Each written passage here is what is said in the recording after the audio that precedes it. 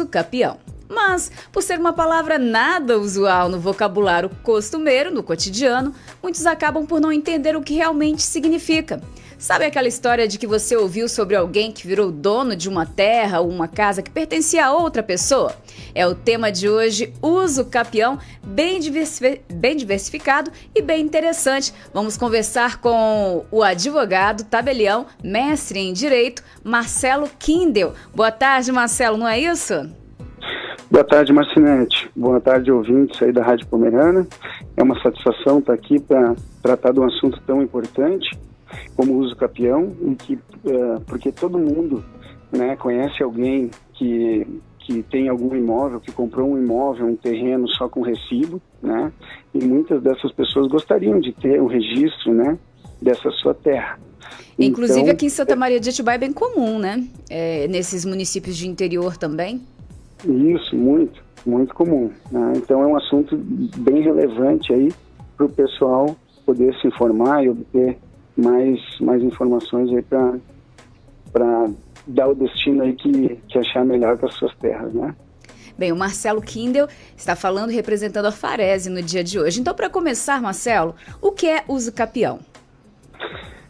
Marcinete, em poucas palavras, assim, a gente pode definir o usucapião como a aquisição da propriedade de um bem imóvel pelo transcurso do tempo, né? A pessoa é dona por tanto tempo ao ponto da lei reconhecer nele a condição de proprietário.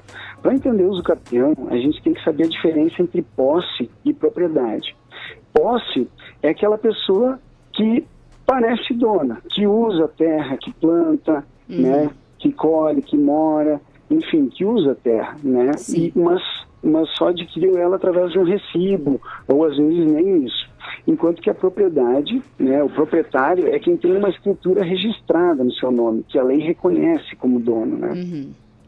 Então, o usucapião faz essa pessoa que só tem o recibo, enfim, que é um possuidor da terra, que usa ela e que planta e que mora, o usucapião permite que essa pessoa possa vir a ter um registro da sua terra.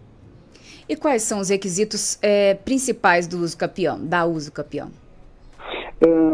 O usucapião, o requisito principal, assim, a partir do momento que o usucapião é a aquisição da propriedade pelo decurso do tempo, o requisito principal acaba sendo justamente o tempo, né? Existem outros Quanto requisitos. tempo, por exemplo? Isso, é que são vários os tipos de usucapião e cada usucapião tem o seu tempo, vamos dizer assim.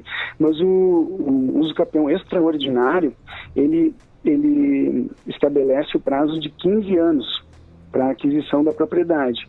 Então, a partir de 15 anos, independente de qualquer outra coisa, a pessoa já se torna, já está apta, né, a pleitear, a encaminhar o pedido de usucapião e ter o reconhecimento da propriedade da sua terra. Existem outros, se a pessoa tem o contrato, por exemplo, de compra e venda, se a pessoa invadiu aquele terreno ou está lá de boa fé, se a pessoa mora ou não mora, existem outros requisitos, mas eu acredito que o requisito principal é a questão do tempo, porque, né, a partir de 15 anos não precisa de mais nenhum outro requisito, não precisa de um outro preenchimento de requisito para poder pleitear, para poder entrar com o pedido de usucapião.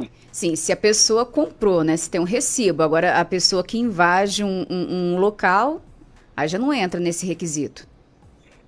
Entra também, claro, a gente tem que analisar caso a caso, mas o que acontece?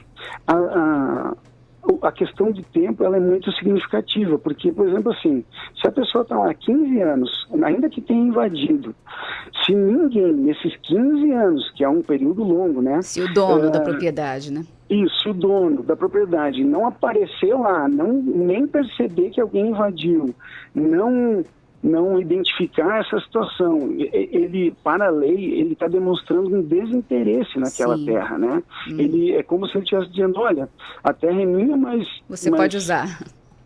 Mas tipo, pode usar, ou enfim, eu não estou dando importância para ela.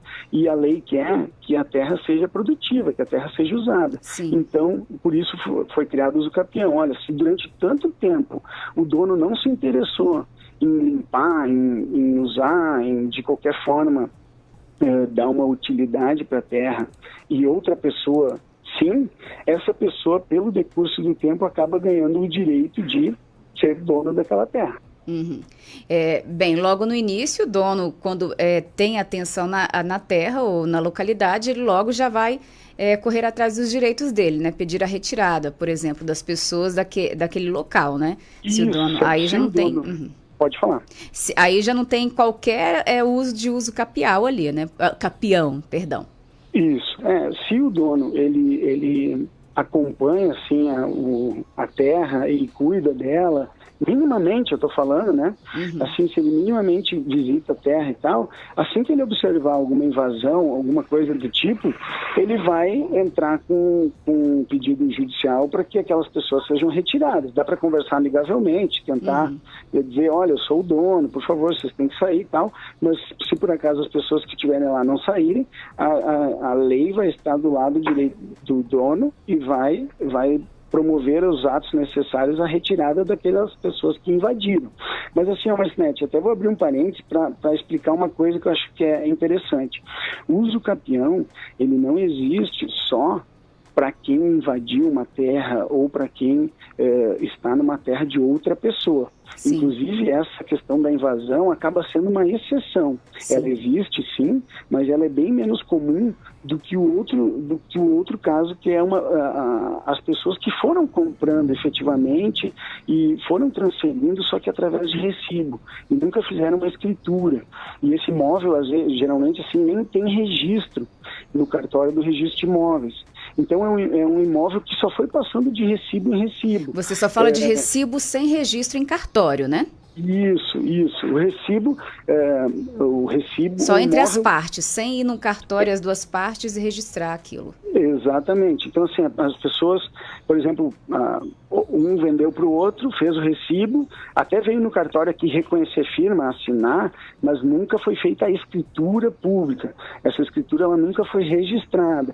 Mas foi passando, vamos dizer assim, de dono em dono, sem nenhuma invasão, sem nenhuma espécie de afronta ao direito, entendeu? E o uso capião, ele aparece também como essa alternativa, e até a mais usada, para dar registro a um imóvel que até então não tinha registro, né? Foi só recibo. Nunca teve um registro. Aqui em Santa Maria, desculpe, Marcelo, é bem comum as pessoas comprarem somente com recibo as suas residências, irem até o cartório, por exemplo.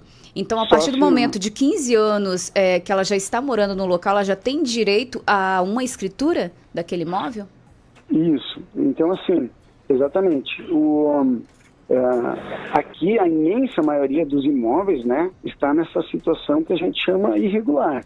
É uma situação sem registro, né? Para você ter uma ideia, em todo o município de Santa Maria, aqui de Jetibá, a gente só tem menos de 7 mil imóveis com registro, né?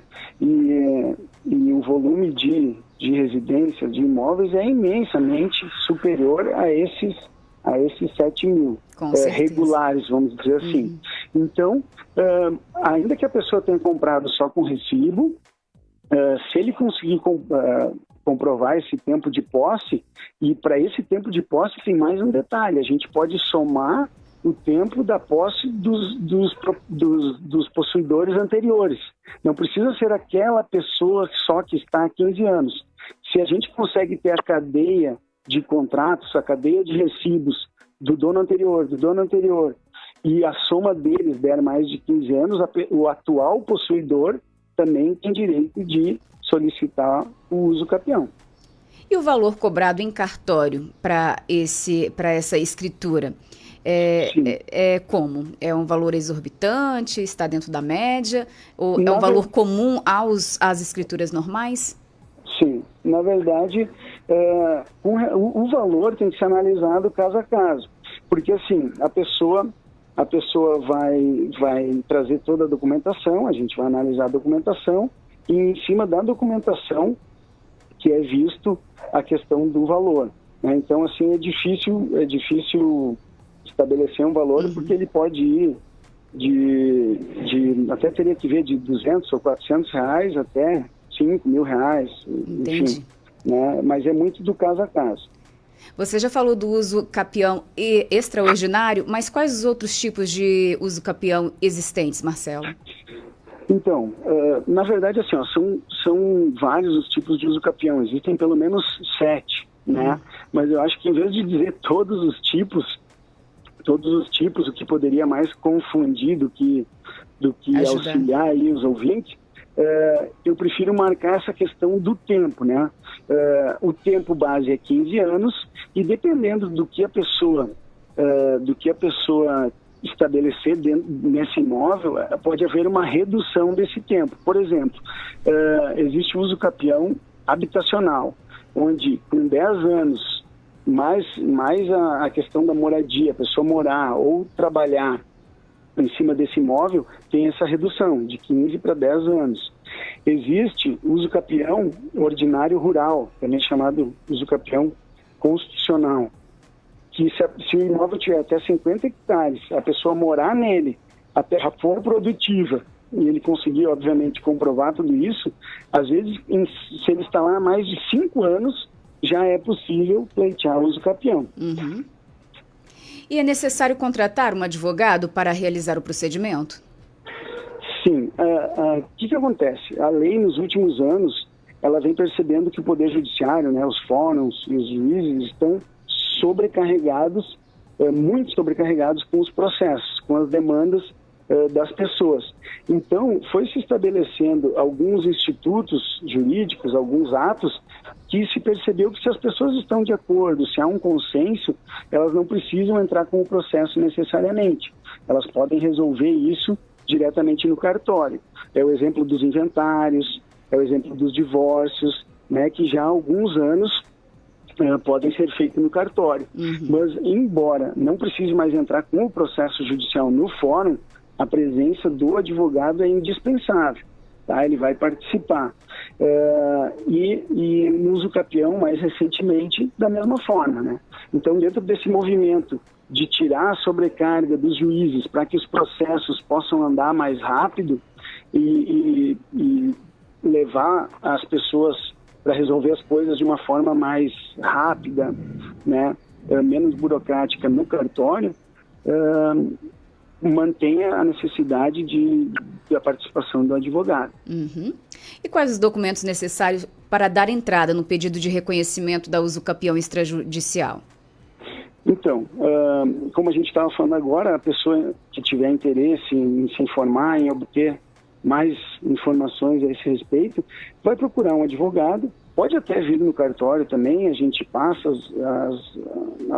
as informações, as explicações, mas a pessoa vai se dirigir a um advogado de sua confiança, né? Vai noticiar a intenção de entrar com pedido de uso capião, e aí vai juntar todos os documentos que a pessoa tem que comprovam que ela é dona. Por exemplo, pagamento do imposto, se for na zona urbana, o IPTU, se for na zona rural, o ITR, ou os recibos, né? Tanto o de quando a pessoa comprou, quanto dos proprietários anteriores. Ela vai juntar, o uso capião é prova, né? Então a pessoa tem que trazer o máximo de documentos que liguem ela àquela terra. Então, assim, os documentos necessários seriam os documentos pessoais, a identidade, CPF do possuidor, se for casado, da esposa ou do marido, certidão de casamento, os documentos pessoais, né? Aí os documentos que tiver sobre a terra, que é muito também de casa a casa, cada pessoa, cada possuidor tem uma gama de documentos diferente. Então tem que trazer tudo para a gente analisar o que se aproveita. Mas outro documento que é essencial é a questão da planta.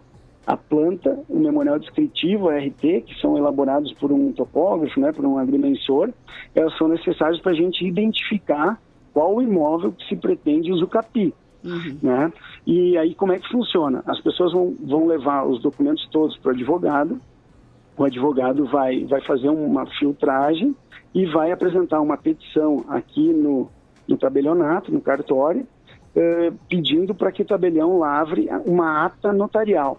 onde o tabelião vai descrever e vai inserir todos os documentos, todos os argumentos, todas as informações e declarações que a pessoa que pretende ter uso capião passa, né? Aí vai se designar um dia para ir lá no local, no imóvel, feita algumas fotos e entrevistado algumas testemunhas que consigam declarar e afirmar que aquela pessoa efetivamente é vista como dono daquela terra. Aí, feita a ata notarial pelo tabelião, o advogado vai pegar esse conjunto de documentos e vai protocolar o pedido no cartório do registro de imóveis, ali o cartório do primeiro ofício, que é onde efetivamente o processo vai ser analisado, o processo tramita.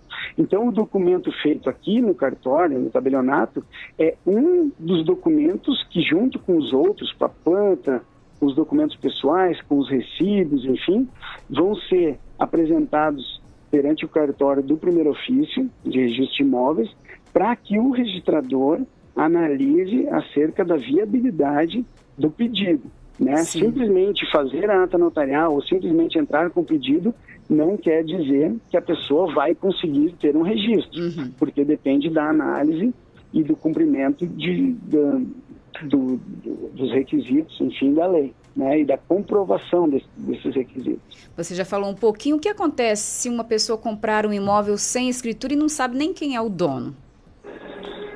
Sim, essa é uma pergunta assim meio difícil de responder, né? Porque assim, se ela está comprando a pessoa, a princípio ela imagina que aquela pessoa que ela está comprando é o dono, né? Mas ao mesmo tempo, se não tem escritura, efetivamente a gente não tem como comprovar quem é o dono. Porque o registro de imóveis, o cartório ali do primeiro ofício, é o lugar que reúne todos os imóveis regulares, todos os imóveis regularizados. Então, ali que a gente poderia saber qual é o dono. E justamente a escritura se ocupa, né, e busca identificar claramente quem é o dono para fazer a transferência legal e com segurança jurídica para o comprador. Então, a partir do momento que a pessoa compra um imóvel sem escritura, só através do recibo, automaticamente já não tem como afirmar quem é o dono. Entende? Justamente porque esse imóvel, o recibo, ele não é o documento que a lei escolheu para a transferência da propriedade. Ele é um documento assim preliminar, ele é um meio de prova, ele ajuda, mas ele não resolve a questão, né? O recibo por si só, ele já não tem como afirmar quem é o dono. Se parte do princípio que aquela pessoa que está assinando como vendedor, quem está comprando, imagina que aquele é o dono, né? Mas segurança não tem, né? E que cuidados tomar para um dono de imóvel não ser processado com risco de perdê-lo? Aí entra a questão do tempo, né? Se você é dono de um imóvel, principalmente um imóvel registrado, se você é proprietário, né, e tem proteção da lei, você não pode abandonar esse imóvel, né? Não pode ficar anos e anos sem ir lá, sem cuidar, sem limpar, enfim, sem manter os cuidados mínimos, ainda que eventualmente você não plante, né, não use, mas manter os cuidados com relação ao imóvel, porque justamente esse abandono somado com a utilização por outra pessoa que vai desencadear a possibilidade do uso capião e a possibilidade da perda desse imóvel. Uma dúvida entre comerciantes e locatários. Um comerciante que está num imóvel há muitos anos pode entrar com um processo de uso capião? Depende. A resposta, assim, a princípio é não. Porque se o comerciante ele tem um contrato de locação, um contrato de comodato, ou seja lá, geralmente a locação, né? Esta locação, lembrando que o contrato não precisa nem ser escrito, ele pode ser verbal. Não é recomendado porque fica muito aberto, assim, fica muito vulnerável, mas também não é obrigado a ter contrato escrito. Mas assim, a partir do momento que se tem uma locação, essa locação retira a posse como se dono fosse. Aquele locatário, aquele comerciante, ele sabe que ele não é dono e ele reconheceu que não era dono ao assinar aquele contrato de locação. Ele está dizendo, olha, eu sei quem é o dono, eu solicitei ao dono que me alugasse mediante o pagamento de um valor mensal então eu reconheço que não sou o dono desse imóvel. Porque a questão do usucapião é isso, é mais do que possuir um imóvel por um X anos. Sim. É possuir um imóvel como se dono fosse. Entendido. Então, a partir do momento que tem um contrato de locação, retira essa característica da posse como se dono fosse. Ele sabe que não é dono, né? Então, até respondendo assim a outra pergunta, o que é usucapião e tal, para as pessoas entenderem melhor, não é simplesmente usar a terra por tantos anos. É usar a terra como se dono fosse, como se aparentando como dono, né? Agora ainda, falando de comerciante urbano, vamos supor, tinha um imóvel lá, uma pessoa alugou um salão, está trabalhando há 20 anos no local. Antes era um estabelecimento sem nenhum futuro. Aí fez um salão há 20 anos. Aí o dono do imóvel pede aquele local para passar para outra cabeleireira, vamos dizer assim. Ela tem direito, nesse ponto que ela fez aí por 20 anos, trabalhando como cabeleireira e aquele ponto sendo reconhecido como um salão? Sim. Aí a gente foge bastante do assunto do usucapião e a gente entra já na parte de locação, né? Aí, então, assim, sai bastante do nosso tema, porque daí vai ter que ser analisada a questão do contrato de locação, locação comercial, e daí tem que ver alguns termos desse contrato, mas a princípio, depois de alguns anos de contrato de locação comercial, o locatário tem a preferência pela continuação, tá? Mas aí eu sugiro procurar um advogado que vai explicar tudo sobre locação. E o que faz uma pessoa achar que tem direito ao bem de outrem? Por exemplo, entrar na propriedade não cuidada e dizer, é meu. Sim. Primeiro, que nem eu falei, né, o usucapião não se destina só a tomar um bem que é de outra pessoa, mas pode ser um bem que foi transferido de pessoa para pessoa legitimamente e que ela só quer agora ter um registro para poder exercer, além da posse, a propriedade sobre o imóvel.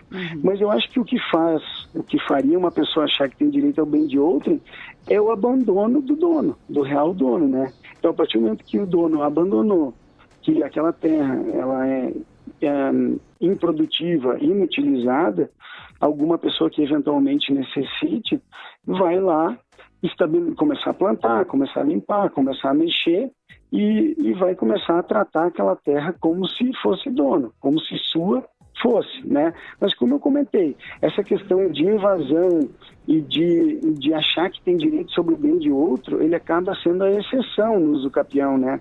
O usucapião, ele se presta mais, assim, falando especificamente do caso de Santa Maria de Jetibá, que aqui tem muitos casos assim, ele se presta mais para aquela pessoa que é dona, que ela comprou por recibo do antigo dono. Sim. E as transferências foram feitas, só que foram feitas mediante recibo. E agora essa pessoa diz, olha, eu queria ter um registro, eu queria poder fazer um financiamento no banco e dar esse imóvel em garantia, porque eu precisava de dinheiro para investir aqui, para comprar um trator, um maquinário, alguma coisa. E o banco, ele só vai financiar, só vai aceitar um imóvel em garantia, um imóvel que tiver registro, um imóvel que tiver escritura, um imóvel regular. Ele não vai aceitar um imóvel só através do recibo. Então, o usucapião permite que um imóvel que até hoje não tinha registro, não tinha escritura, ele passe a ser regular, ele passe a ter um registro. E com isso vem todos os benefícios que a lei dá. Por exemplo, a questão da invasão. A partir do momento que a pessoa fez usucapião, o imóvel dela tem um registro, se outra pessoa quiser invadir, ela vai poder pedir para o juiz que expulse, enfim, que retire aqueles invasores, porque agora ela é a proprietária reconhecida por lei.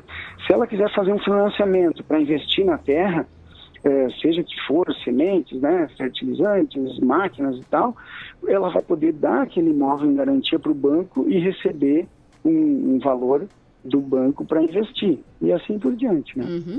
E quais as causas impeditivas da usucapião?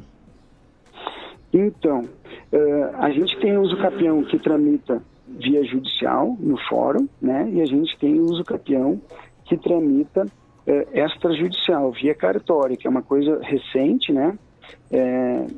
faz pouco tempo que é permitido o uso capião em cartório, e o que impede, assim, existem algumas causas, tá? Mas a principal causa é a questão de tributação, de pagamento de imposto. Por exemplo, assim, o uso capião ele não se presta para tentar burlar ou pular um inventário, alguma coisa assim. Vamos supor, o imóvel tem registro já, e o proprietário morreu.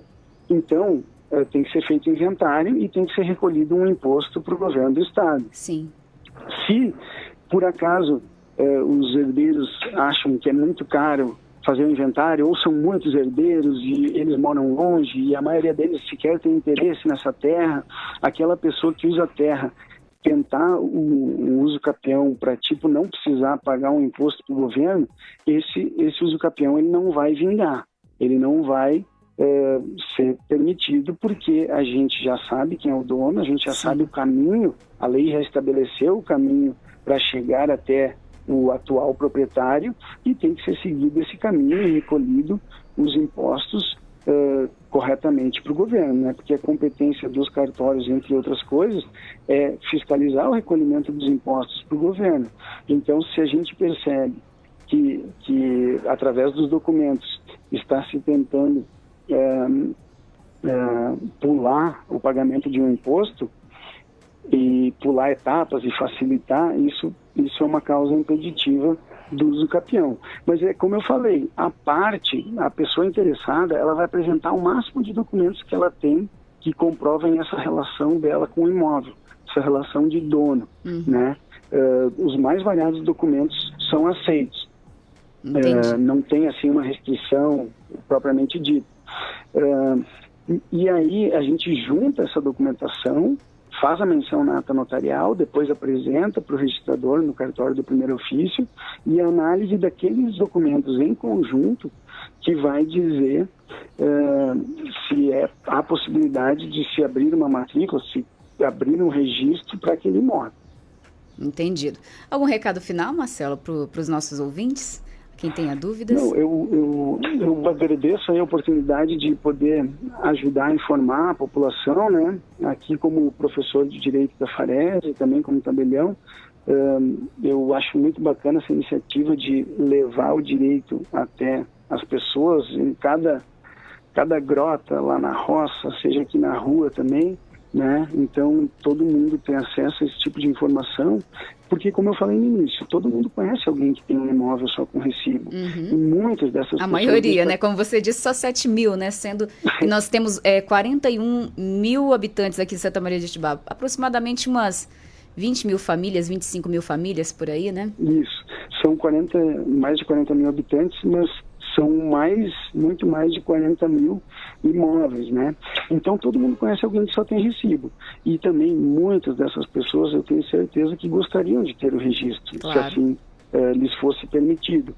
E o uso capião, ele é um caminho que a lei abriu, né? Um caminho que a lei permite que se busque obter um registro para esse imóvel e ele sair dessa condição de possuidor, de posseiro, para ser reconhecido pela lei como proprietário, né? Então eu fico feliz de poder estar aqui tentando esclarecer e tirar algumas dúvidas aí e dar minha contribuição para que as pessoas saibam um pouco mais e possam buscar informação com o seu advogado de confiança, ou mesmo cartório, né? Está sempre de portas abertas para receber quem quiser tirar as dúvidas e obter mais informações.